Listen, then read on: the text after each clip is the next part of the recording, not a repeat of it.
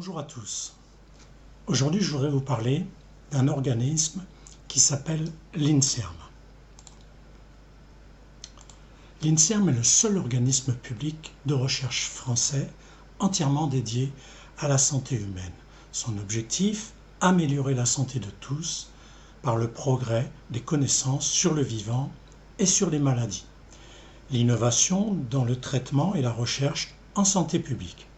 Alors j'ai été troublé par un article de cet organisme traitant d'un virus terrifiant, l'influenza virus.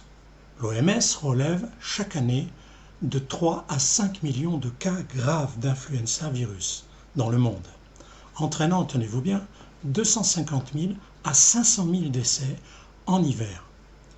De nombreux virus respiratoires circulent, disent-ils, le rhinovirus, le coronavirus, mais moins pathogène, c'est-à-dire moins contagieux qu'influenza virus. Extrêmement instable, influenza virus mute en permanence, conduisant à l'émergence de nouvelles souches que l'on décline en H suivi d'un chiffre, d'une lettre et d'un chiffre.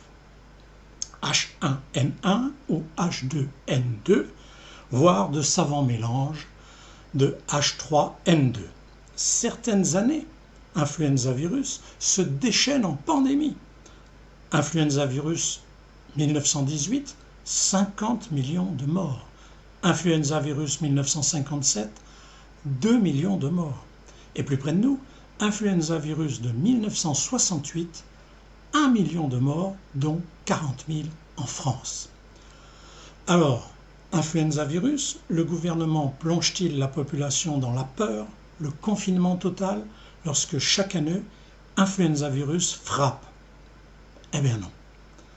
Le directeur de la santé, Jérôme Salomon, vient-il chaque soir sur une chaîne de télé détailler région par région, ville par ville, les contaminations et les décès provoqués par influenza virus? Ah ben non. Pourquoi? Je n'ai pas de réponse.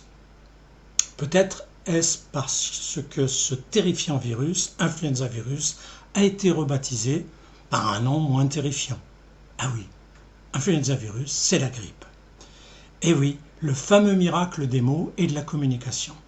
Chaque année, dans les entreprises, dans les cafés, dans les restaurants, dans les magasins, etc., vous entendez plaisanter sur Jojo, qui n'est pas là. Ben non, il a une grippette. Et personne ne verra dans Jojo un mort en puissance. Et pourtant. Mais si vous dites Jojo a le Covid, les gens présents dans le bar ou dans le restaurant commandent déjà les bougies et les couronnes. Mais les victimes de la grippe ou du Covid sont malheureusement les mêmes et ont le même profil. Personnes de plus de 65 ans ou présentant des facteurs de comorbidité, diabète, hypertension, fragilité pulmonaire, etc. Alors posons-nous la question. Pourquoi cet emballement du gouvernement Macron a versé dans une dramatisation allant jusqu'à neutraliser tout débat à l'Assemblée nationale au profit des pleins pouvoirs lui donnant le droit de vie ou de mort sur telle ou telle partie de la vie économique? Car nous en sommes là.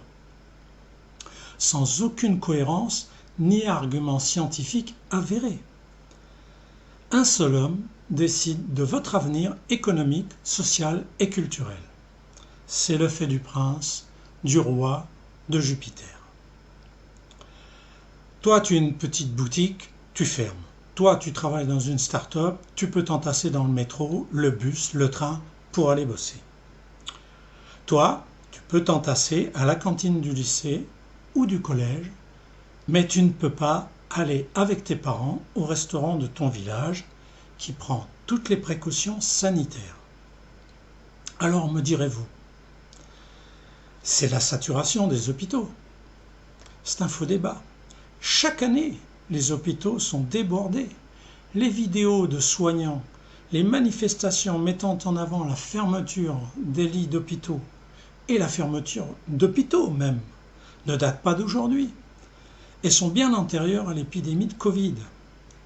Le président Macron comme pour le mouvement des Gilets jaunes, ne voit pas, selon moi, la colère qui gronde.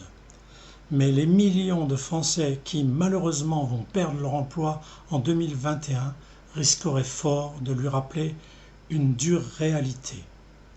On ne gouverne pas sans le peuple et encore moins contre le peuple. Merci et à bientôt.